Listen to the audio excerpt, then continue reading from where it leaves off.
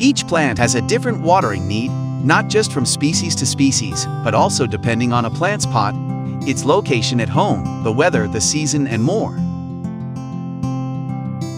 First, research your specific plant's needs.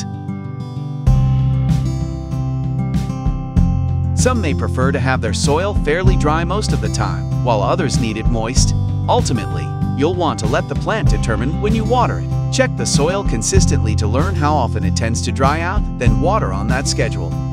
The easiest way to do this is to observe the color of the soil and perform a finger test. If the soil color is light, watering may be needed.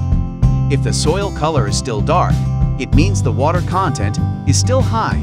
Watering should be delayed. Stick a finger in the soil up to your first knuckle to see if the soil is moist enough. If you reach an inch or so deep but your finger feels completely dry, it probably needs water.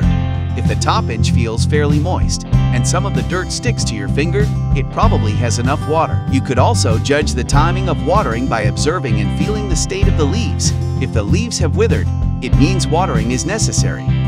If the leaves are still vigorous, you could wait for a couple of days to water.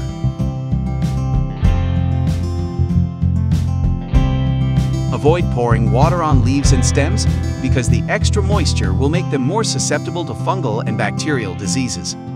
Pouring water evenly across the surface of the soil, you'll want to err on the side of less than enough water at first because you can easily add a little more. Be sure to pour the water close to the soil to avoid getting the leaves wet or disturbing the dirt. Certain plant species prefer to absorb it from deeper layers of the soil. If you grow these species in pots, it's best to water them from the bottom. Using a plant saucer and having your plant in the right-sized pot will also help protect against overwatering. If water gathers in the plant saucer, be sure to dump out whatever remains 15 minutes after watering. Some plants benefit from misting their leaves, but most just end up more vulnerable to fungus. You should avoid misting succulents. In particular, air plants have degraded roots. They need to absorb water through their leaves.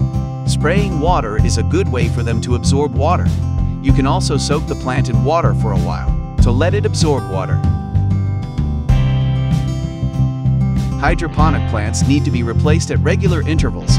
When changing the water, you can also clean the container since it's easy to grow green algae and bacteria.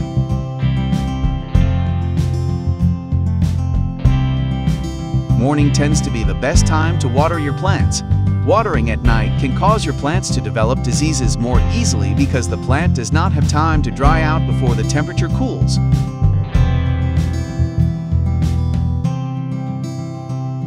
Pay attention to the type of water you use. Water from your faucet might be fine, but it also might not be. Tap water can be too alkaline or have chlorine and fluoride, which not all plants can handle. To solve this problem, you can use a standard drinking water filter or collect rainwater. You can also let tap water sit for a day or so. This allows the chemicals to evaporate before you use it on your plants. This also makes the water temperature close to room temperature, which is preferred by houseplants.